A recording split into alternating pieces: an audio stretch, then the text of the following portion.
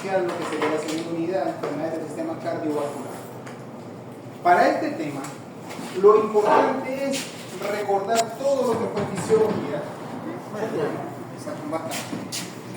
todo lo que fue fisiología, porque este es uno de los temas más importantes que vamos a tratar. Sobre todo porque es muy complejo. Aquí tocamos no solamente lo que es la parte funcional cardíaca, sino que también tocamos ciertos temas de bioquímica, tocamos ciertos temas de fisiología e incluso de endocrinología. Porque el primer tema a tratar es, en forma generalizada, una insuficiencia cardíaca. Pero para ustedes, ¿qué es una insuficiencia cardíaca? ¿Qué es? La ineficiencia del corazón en poder bombear sangre. ¿Qué más? No, eso lo conversé ahorita. Una enfermedad producida por fallo de otro sistema. No tanto, porque el corazón es como que la bomba que controla básicamente todo, igual que el cerebro. Si falla uno, todos son sistemas, por eso que uno falla, fallan todos. Pero ¿qué más? ¿Qué más podemos tratar o definir como insuficiencia cardíaca?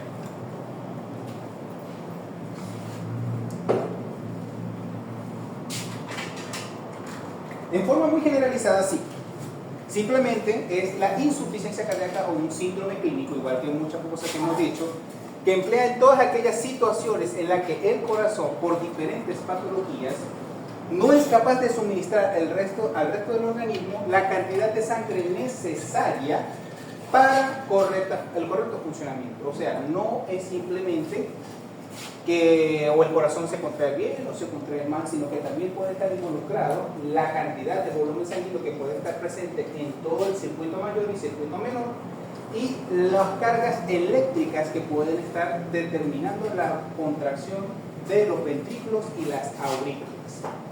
Aquí podemos ver unas imágenes de cómo debería ser un corazón. Recuerden que el corazón está constituido por 4 aberturas o 4 espacios, en los cuales están constituidos los ventrículos, el ventrículo izquierdo y el ventrículo derecho, que el ventrículo izquierdo maneja presiones y el ventrículo derecho maneja volúmenes. Esos son los dos puntos principales que vamos a tocar. No tanto que sea sangre oxigenada o sangre desoxigenada, que en realidad no sería así, porque es sangre hipoxigenada. No es que ellos no tengan oxígeno, porque el hecho de que ellos no tengan oxígeno significa que está completamente oxidado, sino que él maneja menores volúmenes de oxígeno, un porcentaje de oxígeno que pueda tener una sangre hipoxigenada. En este caso, el ventrículo derecho maneja un 60%,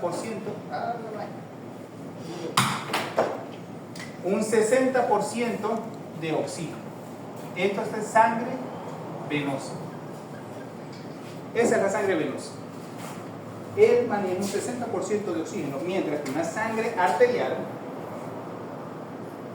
si manejamos de cuánto es lo normal que podemos conseguir en sangre arterial de oxígeno.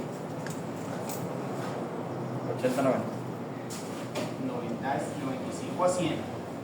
Bueno, eso lo sabemos mucho, sobre todo cuando llegamos en la temporada del COVID, con el oxímetro, que necesitan medir estos volúmenes de oxígeno, la presión de oxígeno sanguíneo. Esto es sangre venosa, que maneja un 60% de oxígeno, y la sangre arterial maneja de un 95 a un 100% de oxígeno. Por debajo de este nivel, que lo podemos medir mediante un oxímetro, nosotros podemos calcular el porcentaje o el nivel de disnea o de hipercapnia que podemos conseguir en el paciente. Ahora, tenemos los 4 ventrículos, el que maneja volúmenes, el que maneja presiones, y lo que definimos como precarga y postcarga. Continuamos. En una insuficiencia cardíaca nosotros la podemos categorizar en 3 fases. Una insuficiencia cardíaca izquierda, donde el principal órgano o espacio afectado solamente es el lado izquierdo del corazón. No es que el lado derecho no esté afectado, pero que la principal afección se encuentra en el lado izquierdo, porque ya con el hecho de haber una alteración en la superficie, en la contractibilidad, en la presión o en la anatomía de los ventrículos o aurículas o válvulas, afecta de forma indirecta al ventrículo derecho. pero ambos tienen una patología un poco más específica. Cuando se acentúa, por supuesto, de cualquier lado. Podemos hablarlo de insuficiencia cardíaca izquierda o insuficiencia cardíaca derecha, y a medida de que va avanzando, ya sea la izquierda o la derecha, van afectando a su ventrículo homólogo y constituimos lo que es una insuficiencia cardíaca global, donde se afectan las dos aurículas y los dos ventrículos. Aproximadamente el 10% de los perros sufren de alguna patología o de alguna forma de enfermedad cardíaca, o sea, un número en la tasa de totalidad a nivel mundial de todos los perros que constituyen el mundo, un 10% es alto. Y actualmente nosotros vemos, primero y principal, porque ya lo buscamos. Anteriormente no buscábamos patología cardíaca porque no era algo significativo, o sinceramente era porque lo veíamos muy poco. Pero como ahorita tenemos equipos que podemos identificar como ecocardiogramas, electrocardiogramas, podemos detectar más patologías cardíacas. Entonces ya nos estamos acercando más a este porcentaje estimado. Hoy ya tenemos al cardiólogo, un cardiólogo especializado, que es el único que puedo decir que tiene una especialidad. Porque el hecho de decir que yo me constituyo o yo me trabajo en una sola área y yo me considero especialista es mentira. La especialidad se obtiene mediante un título. Yo puedo ver ojo, yo puedo saber bastante de ojo. Es más, yo sé de células. A mí me gustan mucho las células, yo veo citología, hago hematología, hago de todo. Y ahorita hago cualquier cantidad de células bacterianas. Pero el hecho de que yo sea hematólogo, perdón, de que sé de células y sé hacer hematología, sé hacer citología, no me hace especialista. Lo sé, lo manejo, lo domino, mas no soy un especialista. Ahora, lo que reciba el título de bacteriología, ahí sí me puedo considerar especialista en diagnóstico bacteriológico, pero hasta que yo no tenga el título, yo no puedo categorizarme o decir yo soy especialista en el área. Diplomados son niveles de actualización. Un diplomado en cardiología, un diplomado en oftalmología, un diplomado en lo que sea, simplemente es una actualización, no te hace especialista. Eso es un punto importante que tienen que saber en cuenta. El hecho de que ustedes hagan diplomados, yo cualquiera pueda ser diplomado, no lo hace especialista. Para que tomen eso en cuenta. Continuamos. Del 3 al 5% de la población felina experimenta una enfermedad cardíaca.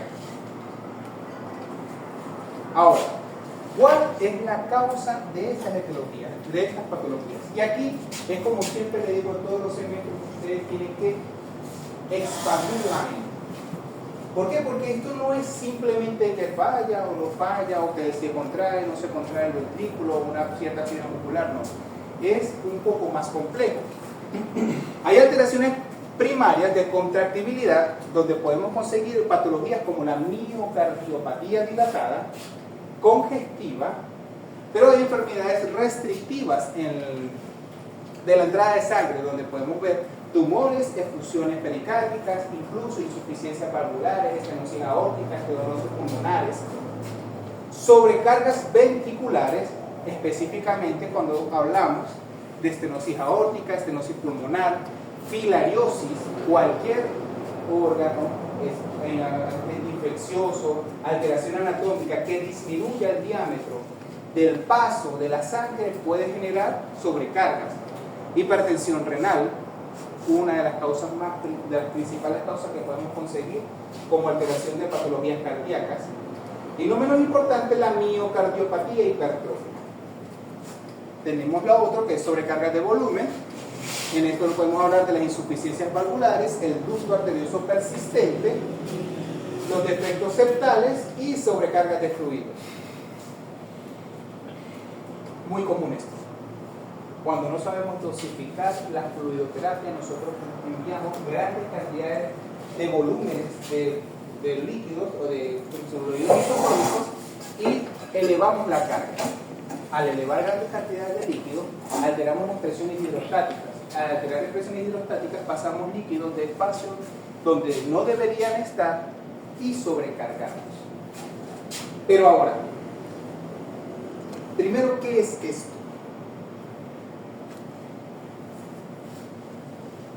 La frecuencia. ¿Qué es esto? Fisiología. ¿A qué les recuerda esto? Esto que están viendo acá. La fisiología de hecho. Ah, pero ¿qué es eso? Potencia no. Todavía no hemos llegado a eso. Es una onda. Ajá. ¿De qué? El corazón, una onda No. eléctrica. Yo se lo puedo ver también en una fibra nerviosa, lo puedo ver en una fibra muscular, incluso lo puedo ver en el cerebro. ¿Ah? Potencial de acción. Esto es el potencial de acción.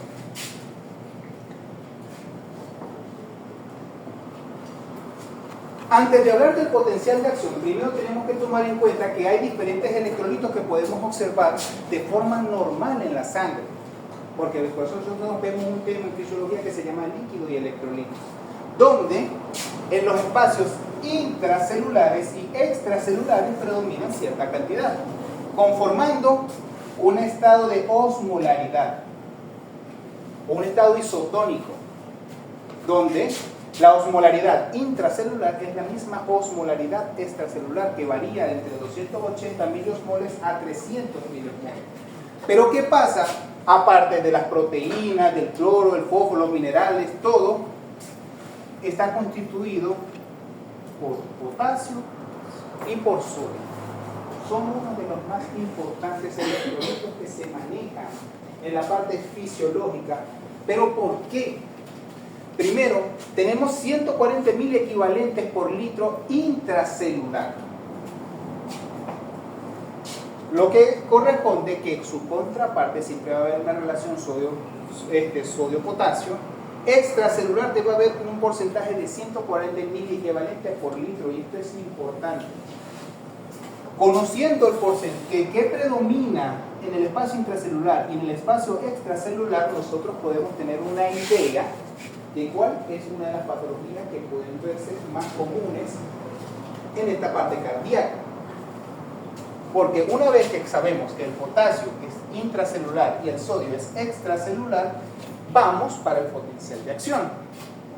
Que recuerdan que el potencial de acción no es nada más que unas cargas eléctricas donde el potencial en reposo siempre está alrededor de los 70 milivolts.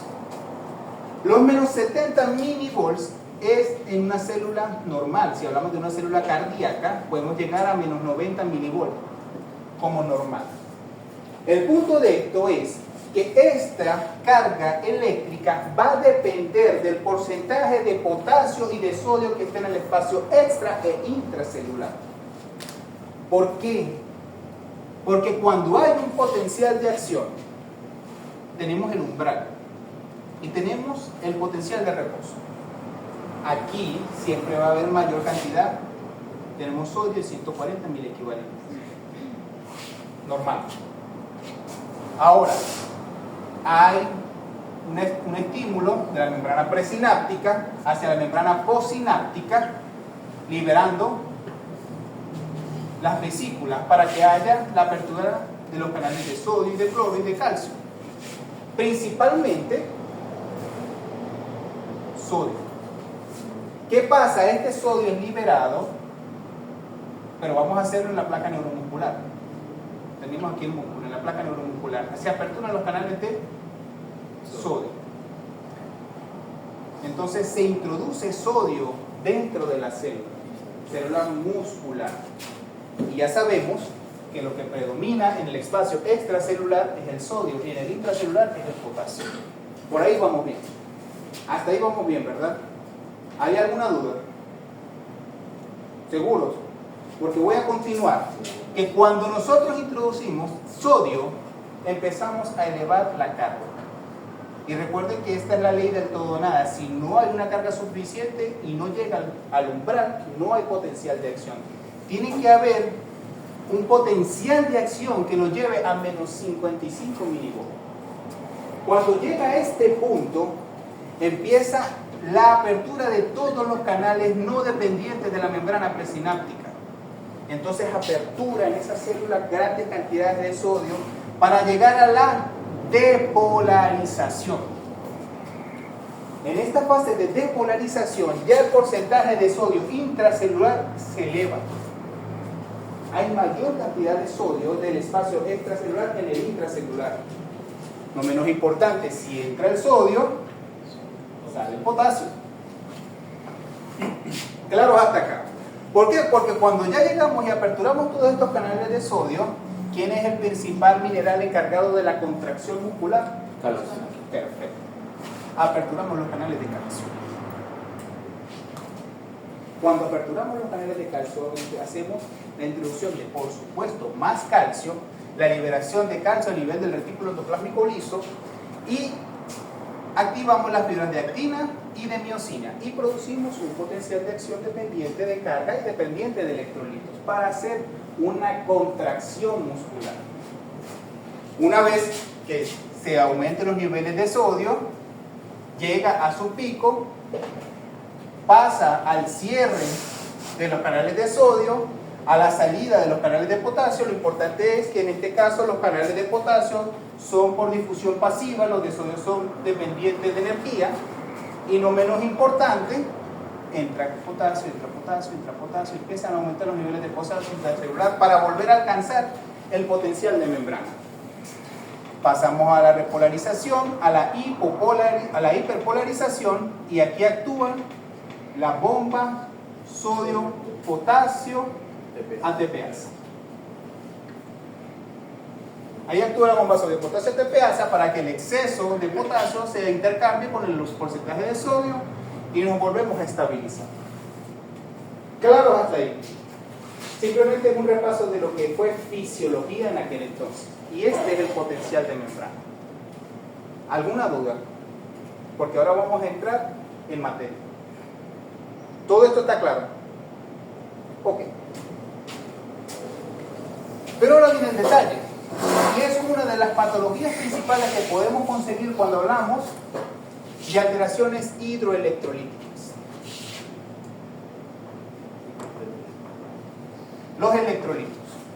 Si sabemos que hay un porcentaje de potasio intracelular y sodio extracelular, alteraciones de estos niveles pueden generar siempre taquicardia o taquipneas.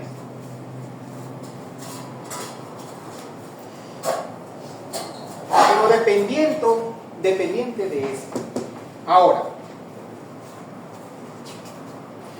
si nosotros aumentamos los niveles de sodio, ¿en qué caso lo podemos aumentar? No necesariamente, pero es decir, pero vamos a hablar de una deshidratación.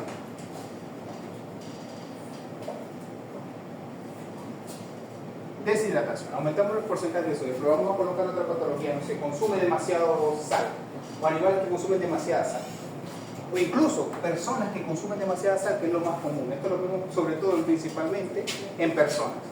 Altos niveles de sodio va a hacer que los niveles de sodio extracelulares se aumenten, llevando los niveles de sodio de 150, 160 miliequivalentes litros. El problema de esto es que cuando nosotros elevamos el porcentaje de sodio extracelular, todo tiene un intercambio osmótico, necesitan tener un equilibrio tanto del medio externo como del medio interno. ¿Qué va a hacer este sodio para controlarse? Se va para el medio interno. Hasta ahí vamos bien. Ahora, si sabemos que esto va dependiendo de potasio y este va dependiendo de sodio, si nosotros aumentamos los porcentajes de sodio a nivel extracelular y obligamos que el sodio que está en el espacio extracelular vaya al intracelular, hacemos que este potencial de acción sea más corto. Entonces ya no es menos 70, aquí es menos 60.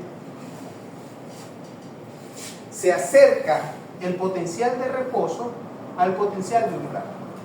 Y recuerden que esta es la ley del todo o nada. Si hay un potencial que no es eficiente y no llega al umbral, no se aperturan los canales de sodio. Pero si acortamos esto, eso significa que cada vez que hay un potencial de acción, ¡pum!, lo va a activar. ¡Pum!, lo activa. Activa. Entonces hay mayor estimulación o excitación por parte de la célula a altos contenidos de sodio. ¿Y cómo se traduce eso? En un aumento del potencial de acción. Entonces aquí aumenta el potencial de acción.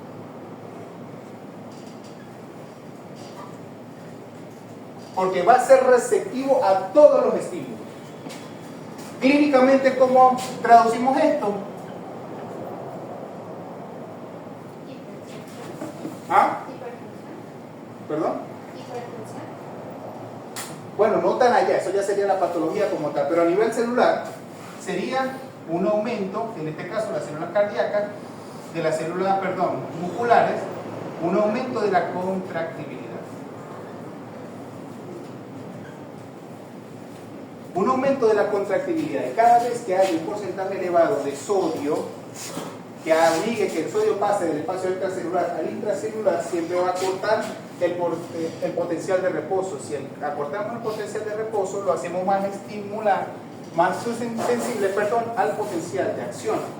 Eso va a hacer que haya mayor contractibilidad, porque vaya a haber más estímulo al potencial de membrana. Y al final, como dice la bachiller, esto va a haber un aumento de la frecuencia cardíaca. Aumenta la frecuencia cardíaca. No necesariamente llegamos al punto de la hipertensión, porque cuando hablamos de hipertensión es que la tensión o la carga ejercida como precarga vence tanto a la poscarga que hace que el pulso se eleve. Al elevar el pulso, hablamos la tensión, aumentamos resistencia periférica. Vamos poco a poco, vamos a llevarlo hasta acá. Aumentamos la frecuencia cardíaca. Claro, hasta acá. Acortamos el potencial de reposo, aumentamos el potencial de acción o el potencial de membrana y aumentamos la contractibilidad muscular o la acción propiamente dicha de la célula, y lo que aumentamos es la frecuencia cardíaca. Entonces, unos estadios de deshidratación o una alimentación a base de altos niveles de sodio va a generar siempre un aumento de la frecuencia cardíaca, siempre. Esas comidas saladas que uno al principio solamente hace una cucharada, se le deshidrata la boca. Esa, al principio, cuando el cuerpo absorbe todo ese porcentaje de sodio, hace que aumente la frecuencia cardíaca sin llegar todavía a la hipertensión. Simplemente es un estado de respuesta fisiológico a los altos niveles de sodio, más nada. Claro, hasta acá. Ahora, si esto lo hacemos de manera crónica, siempre manejamos un aumento de la frecuencia cardíaca, por supuesto, va a llevar a un aumento del gasto cardíaco. Al aumentar el gasto cardíaco, aumentamos la resistencia periférica a nivel de los vasos sanguíneos. Si aumentamos la resistencia periférica, siempre va a estar dependiente del sistema arginina-vasopresina o ADH. ¿Qué va a generar ellos? Liberar más contracción vascular. Al generar mayor contracción vascular, generamos mayor resistencia periférica. Al generar aumento de la resistencia periférica, tenemos que aumentar la precarga. ¿Qué es la precarga? Porque yo lo he mencionado varias veces. ¿Qué es la precarga? Y la poscarga a nivel cardíaco.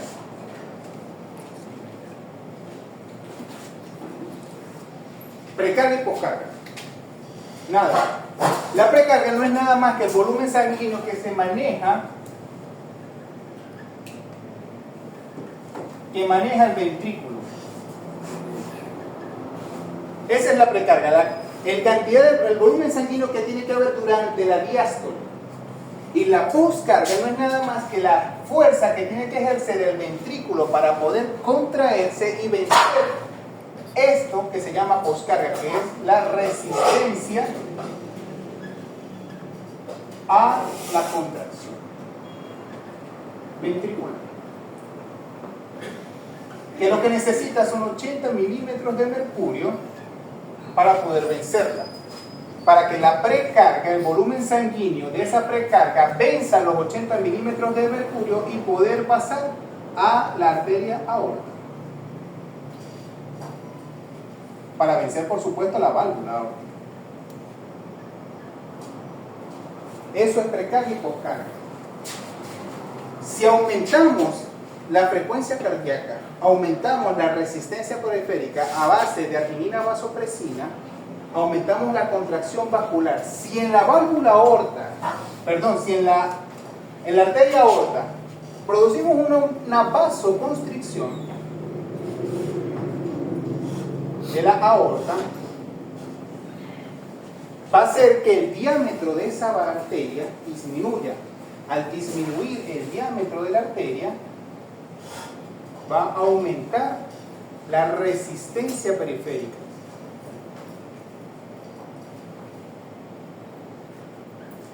Si aumentamos esa resistencia periférica, ¿qué va a generar? Aumenta la contractibilidad.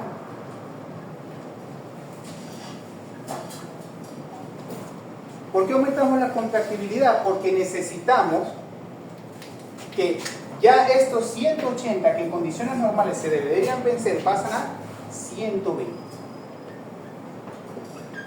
milímetros de mercurio.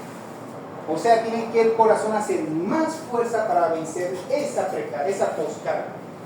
Y ahí si traducimos que si aumentamos la contractibilidad del corazón, necesitamos aumentar el gasto cardíaco y la fuerza de contracción para generar y poder vencer esta poscarga. Ahí sí hablamos de hipertensión.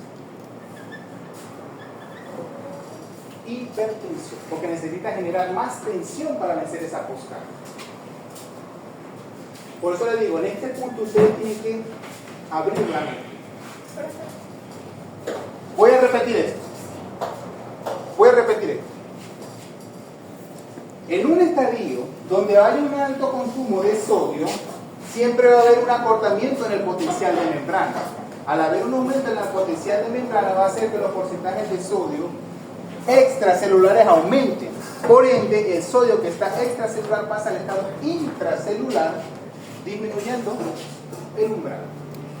Si disminuimos el umbral, hacemos mayor receptividad al potencial de membrana o potencial de acción. Al haber una mayor sensibilidad al potencial de acción, hace que cada vez que hay un estímulo, abramos los canales de calcio. Abramos los canales de calcio. Cada vez que hay un estímulo, así sea mínimo, en esa membrana, va a hacer que se aperturen estos canales de calcio. Si aperturamos estos canales de calcio, cada vez va a haber un aumento de la excitabilidad celular.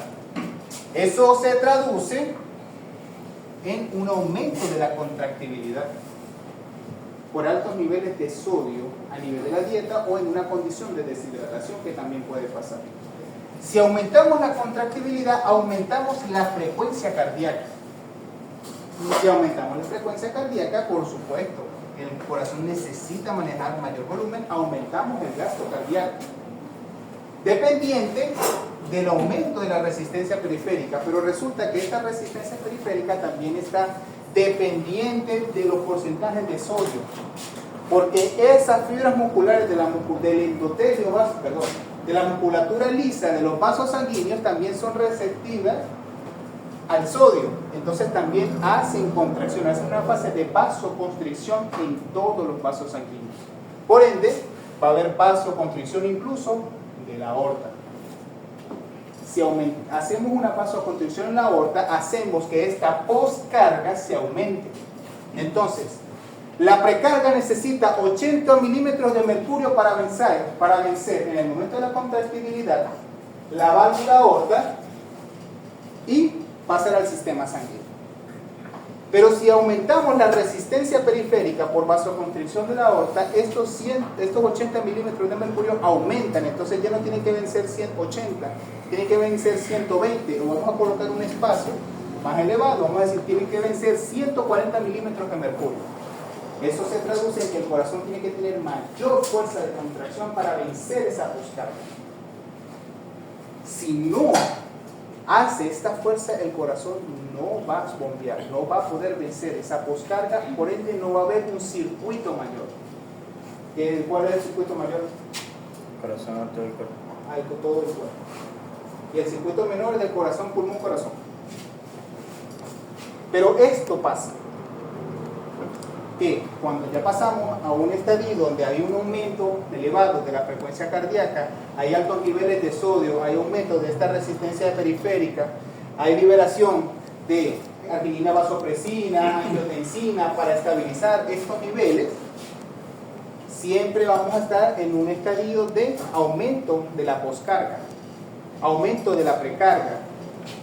Y todo este aumento de todo este potencial de acción, de todo ese porcentaje de sodio, se traduce en hipertensión.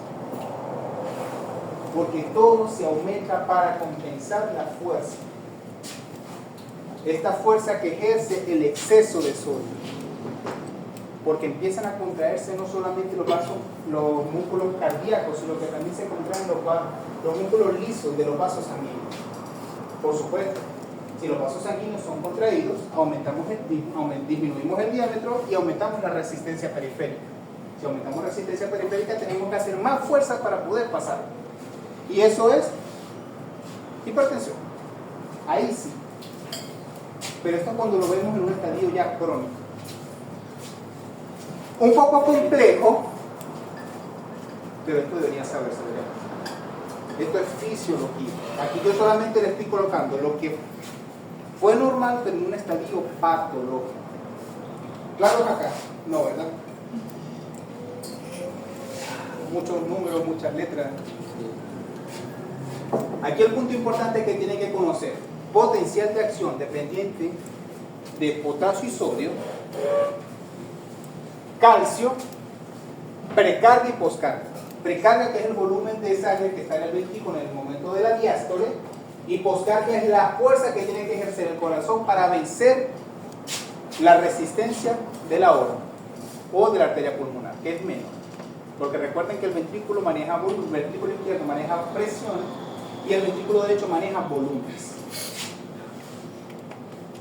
Diría que claro hasta acá, pero creo que tendría que volverlo a repetir. Ahora, esto es la primera parte. Vamos para la segunda parte. Su caso contrario.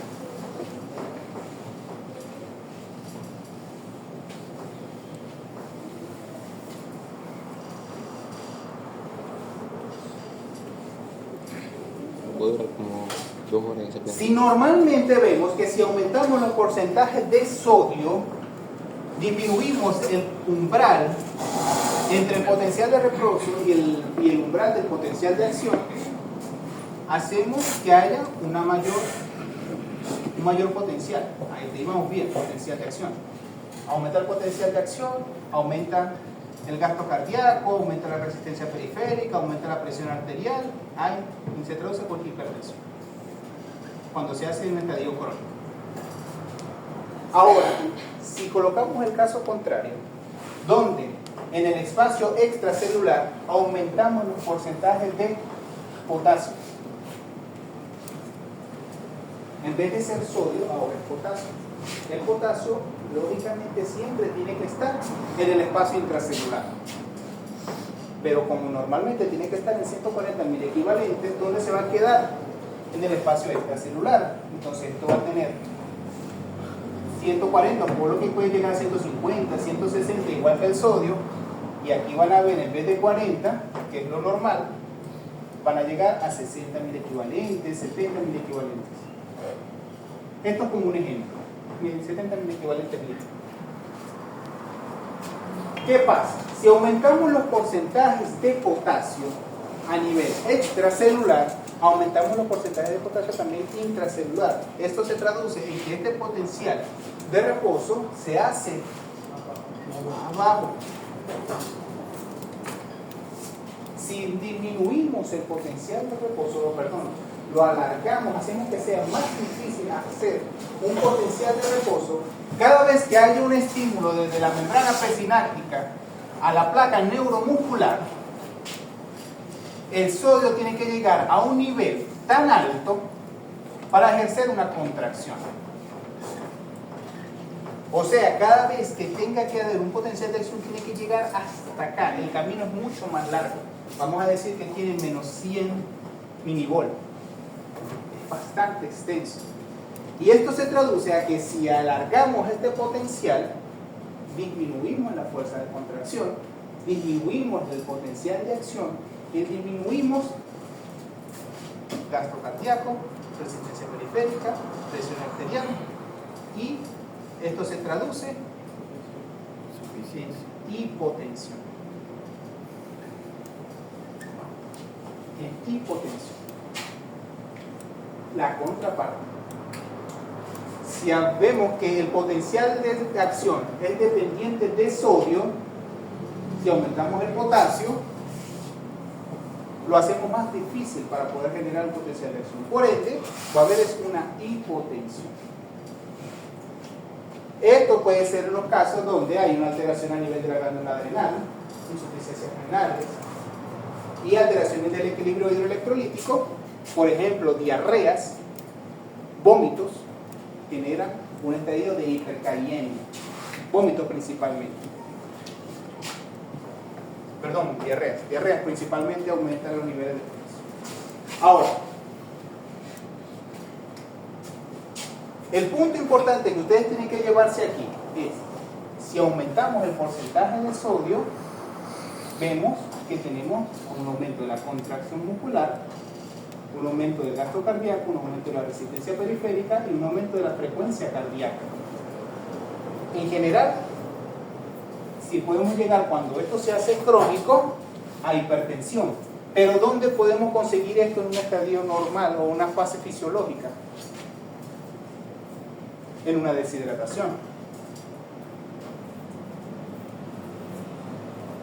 Ya sea por vómito o diarreas. Aumentamos la concentración de electrolitos. Lo otro, infecciones urinarias, neumonía. Se cayó. Cualquiera evento patológico que haya o que presente un aumento del porcentaje de líquido y aumentamos los porcentajes de sodio, va a generar hipertensión. Va a generar un aumento del gasto cardíaco, un aumento de la frecuencia cardíaca y un aumento de la resistencia periférica. Todo eso en un estadio normal. El aumento del potasio va a depender principalmente de una enfermedad llamada Alzheimer. Y el vómito. Y la diarrea.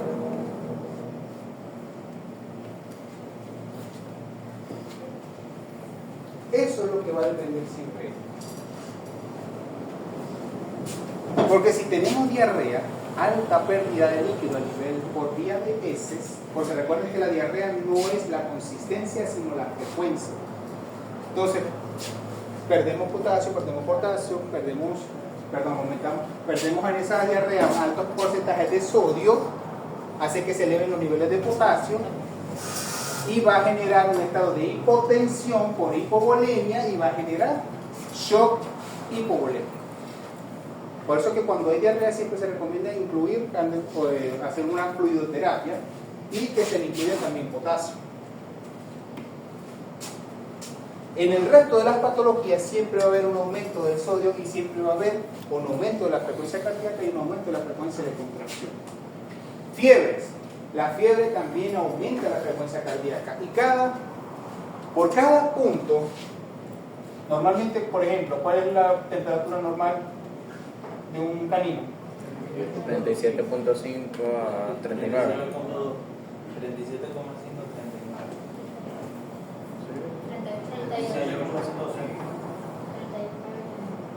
38.5 a 39.5 llegamos como normales en los animales. Siempre son un poco más calientes. 37 es una persona. Bueno, dependiendo de la literatura. Sí. Bueno, tiene razón. Porque si nos vamos para animales, no sé, en Groenlandia, podemos cambiar. Ahora, normalmente se manejan estos niveles de 38.5 39.5 en perros y en gatos.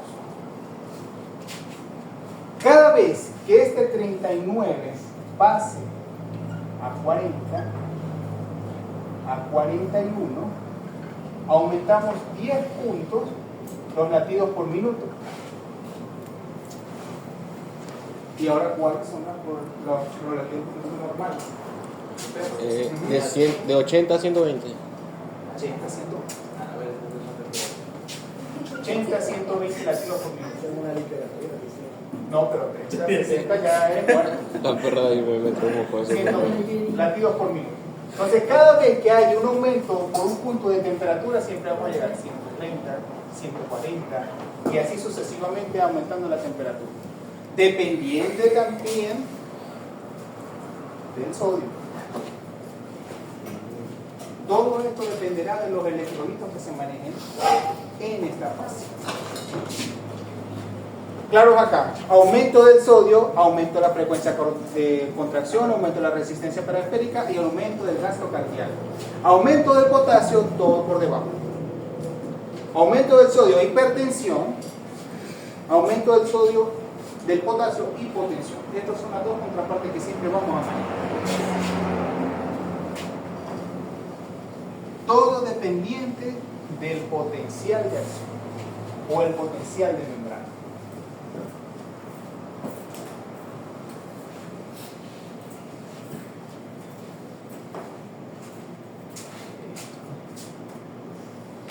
¿Y por qué? Bueno, muy sencillo, es todo esto. Entiendo. En este caso, vamos a basarnos no solamente en la porcentaje del aumento de las concentraciones de potasio, sino en alguna cardiopatía X. Cardiopatía que genera una insuficiencia cardíaca. Y lo principal de la insuficiencia cardíaca simplemente es la alteración en la distribución del sangre hacia todo el organismo. Todo eso ya es dependiente del corazón, por supuesto, pero todo eso ya es una insuficiencia cardíaca.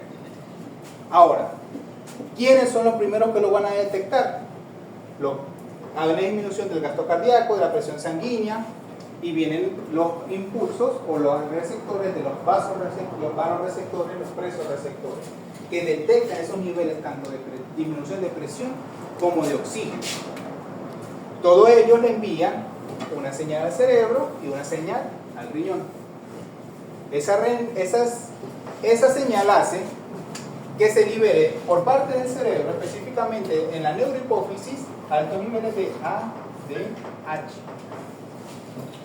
¿Para dónde va la ADH aparte de la vasoconstricción? Ajá, para los túbulos contorneados proximales, para túbulos colectores, perdón, y aumentar los niveles de apertura de los canales de acuaporina. Aperturamos los canales de acuaporina y aumentamos la reabsorción de agua. Pero también tiene un efecto vasoconstrictor. A nivel del sistema nervioso simpático, liberamos grandes cantidades de norepinefrina, que también tiene un efecto vasoconstrictor. A nivel renal se genera renina, que al conseguirse con el angiotensinógeno transformamos en angiotensina, y cuando pasa por el pulmón se encuentra con la enzima convertidora de angiotensina y lo transforma de angiotensina 1 en pulmón a angiotensina 2, que es un potente vasoconstrictor. Aquí estamos aumentando ¿qué? La resistencia periférica. Resistencia periférica. Porque si disminuimos el diámetro de los vasos sanguíneos, aumentamos es la capacidad de pasar líquidos por ese tubo. Y eso se traduce en resistencia periférica.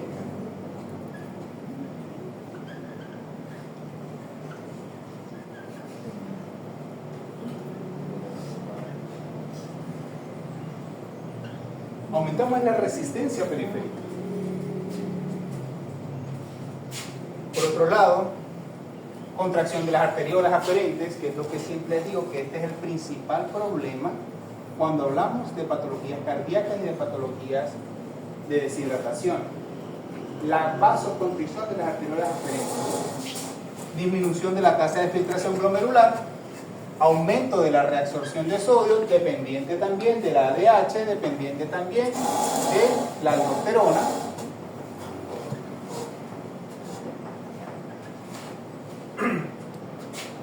Todo esto se traduce, por otro lado, en la producción de aldosterona en la reabsorción de sodio. Si reabsorbemos sodio dependiente de la aldosterona, lo tenemos acá, lo había visto, lo tenemos acá. La aldosterona reabsorbe sodio, si reabsorbe sodio hace que las concentraciones de sodio extracelulares aumenten.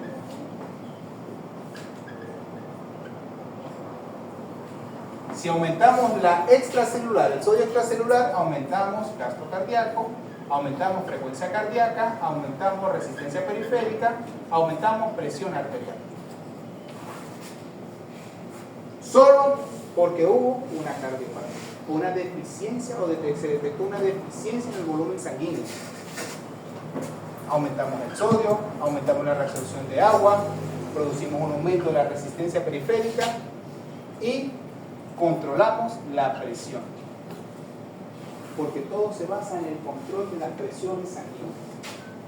Si hay disminución en el volumen sanguíneo, aumentamos la presión, aumentando la resistencia.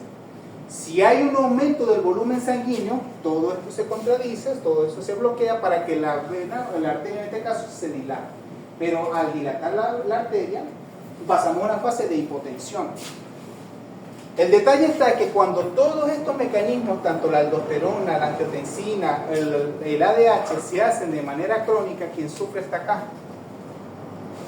Las arteriolas aferentes, que es lo que pasamos de las clases pasadas, que es un aumento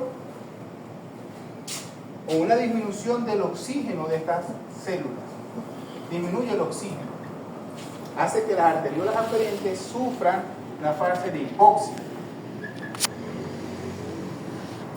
Y al sufrir hipoxia pasan el metabolismo anaeróbico y ellas pasan a la muerte. Y el detalle está, y se lo digo y se lo sigo repitiendo, es que nosotros, todos los que estamos, todo ser vivo que tiene riñón nace con un número específico de glomérulos.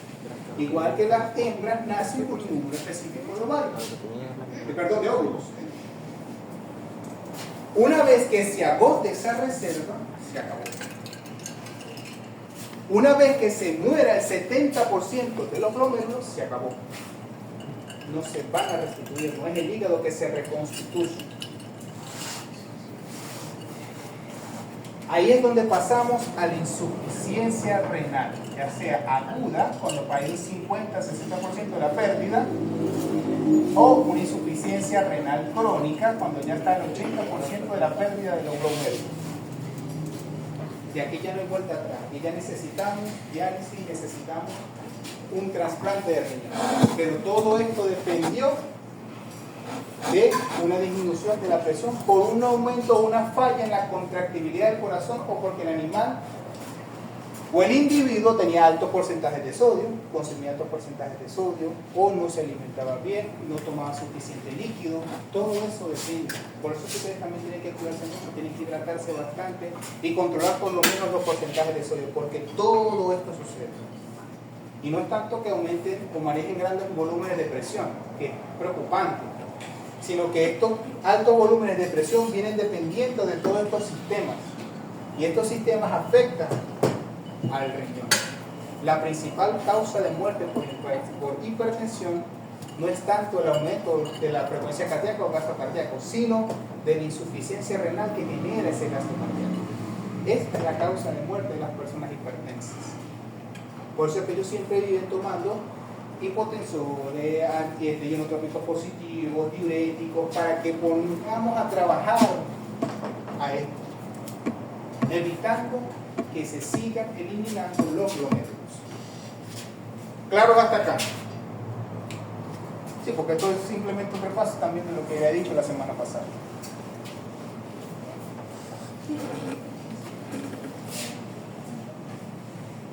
Paula.